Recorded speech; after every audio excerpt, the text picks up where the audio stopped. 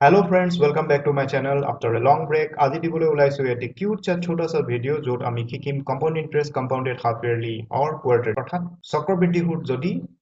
ছমাহে বা 3 মাহৰ মূৰে মূৰে হিচাপ কৰা হয়। গতিকে দেৰি নকৰি বোলা আমি ভিডিওটোলৈ আগবাঢ়ি যাম আৰু ভিডিওটো শেষলৈকে চাবা যাতে কথাবোৰ ভালদৰে শিকিব পাৰা। ইন্টাৰেষ্ট যদি প্ৰতি ছমাহে হিচাপ কৰা হয় তেতিয়াহ'লে n হৈ যাব দুগুণ কাৰণ এক বছৰত দুটা ছমাহ থাকে আৰু r হৈ যাব আধা। অৰ্থাৎ যদি r is equal to 10% থাকে তেতিয়াহ'লে ছমাহত কি হৈ যাব 5% নহয়নে বাৰু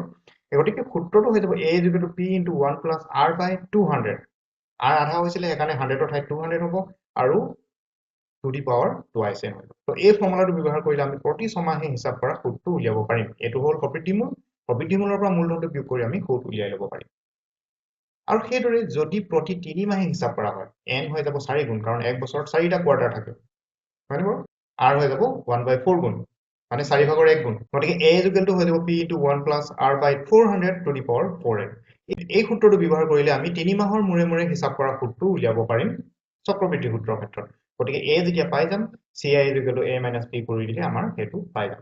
ওকে এতিয়া আমি এক্সাম্পলৰ সহায়ত বুজি লম বন্ধুসকল লেটস সলভ দিস কোৱেশ্চন ইয়াতে p is equal to দিয়া আছে আমাক 10000 টকা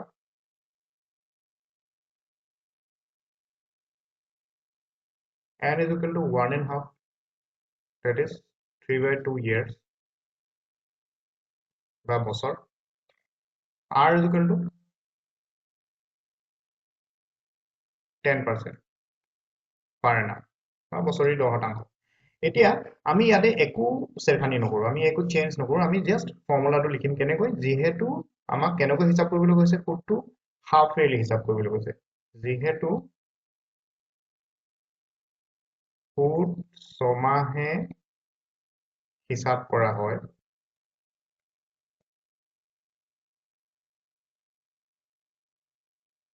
লিখাটো নিজৰ ওপৰত নিৰ্ভৰ কৰিব তোমালোকে যি ধৰণে লিখা অৰ্ধবাৰ্ষিক হয় বুলি লিখিব পাৰা ছমাহে বুলি লিখিব পাৰা এতেকে আমি ফৰ্মুলা লিখিম a is equal to p into 1 plus r by ছমাহে হিচাপ কৰিলে 200 হ'ব আৰু ওপৰত হৈ যাব twice n ওকে ইয়াতে বহুৱাম আৰু আমাৰ প্ৰশ্নটোৰ উত্তৰ আমি পাই যাম আমি মান বহুৱাই দিম p আছিলে 10000 1 plus r 10 by 200 holding together twice n তাৰমানে 2 into 3/2 2 আৰু 2 কাটি দিলো শূন্য কাটি দিও 10000 পূৰণ এইটো হৈ যাব 20 into 1 21 20 into 1 20 plus 1 21 so 21/20 কিন্তু কেইটা 0/3 আছে তিনটা বাস এটো ক্যালকুলেশন কৰি দিম আমাৰ কাম শেষ দুটা শূন্য তিনটা শূন্য কাটিলো তাৰপৰা এটা দুটা তিনটা শূন্য কাটি দিলো নাও কতটা ক্যালকুলেশন এতিয়া আমি 10 আৰু 21 পূৰণ কৰি 210 পালো আৰু 21 আৰু 21 পূৰণ কৰি কিমান পাম তলত কেটা আছে 2 3টা আছিল 2 ৰে 210 কাটি দিলো 105 পালো আৰু 4 থাকি গল এতিয়া ওপৰ দুটা পূৰণ কৰিম আৰু 4 ৰে হৰণ কৰিম পূৰণ কৰি পালো 46305 আৰু 4 ৰে হৰণ কৰিম হৰণ কেনেকৈ কৰিম 4 গুণ 4 এক লিখিলো ইয়াত আছে 6 আকৌ 4 গুণ 4 বাকি থাকিলে 2 23 হল 4 5 গুণ 20 3 থাকিলে 0 হল 30 4 7 গুণ 28 2 থাকিলে 5 2 2 ৰ 5 25 হৈ গল 4 6 গুণ 24 মানে থাকি গল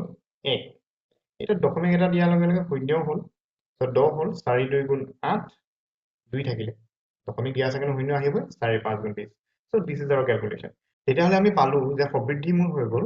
আমাৰ 11574 টকা 25 পইচা তো এটো আমাৰ সবৃদ্ধি মূল হল এতিয়া আমি পাব লাগে CI বা কম্পাউণ্ড ইন্টাৰেষ্ট কেনেকৈ পাম ইয়াৰ পৰা আমি মূলধনটো বিয়োগ কৰি দিম বন্ধুসকল আমি CI পাম a - p কৰি a আছিল 11576.25 minus p হল 10000 গতিকে বিয়োগ কৰি দিও বিয়োগ কৰি পালি আমি পালো 1574 টকা 25 পইচা তো এইটোই হৈ গল আমাৰ উলিয়াবলগীয়া চক্ৰবৃদ্ধি সুদ বা মিশ্ৰ সুদ যেটো আমি ছমাহে গণনা কৰি পাইছো গতিকে এই ফৰ্মুলাটো ব্যৱহাৰ কৰি ইজিলি আমি ছমাহে মিশ্ৰ সুদ গণনা কৰিব পাৰিম বন্ধুসকল এই প্ৰশ্নটো তোমালোকৰ বাবে দিছো কমেন্ট দা আনসাৰ প্ৰশ্নটো হ'ল 20,000 টকা 8% বাৰ্ষিক হাৰত ত্ৰৈমাসিকভাৱে অৰ্থাৎ কোৱাৰ্টাৰলি 1 বছৰৰ বাবে বিনিয়োগ কৰা হ'ল চক্ৰবৃদ্ধি সুদ নিৰ্ণয় কৰা সো ইয়াতে ফৰ্মুলা মই তোমালোকক অলৰেডি দি থৈছো যদি ফৰ্মুলাটো মনত নাই বেক কৰি ভিডিঅটো এবাৰ চাই ল'বা তাৰ পিছত তোমালোকে সেই সূত্ৰটো ব্যৱহাৰ কৰি ইজিলি এটো উলিয়াবা আৰু এনসাৰটো কমেন্ট কৰি দিবা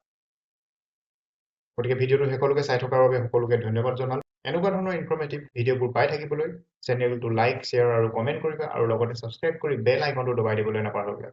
আজিলৈ ইমানতে সামৰিছো ধন্যবাদ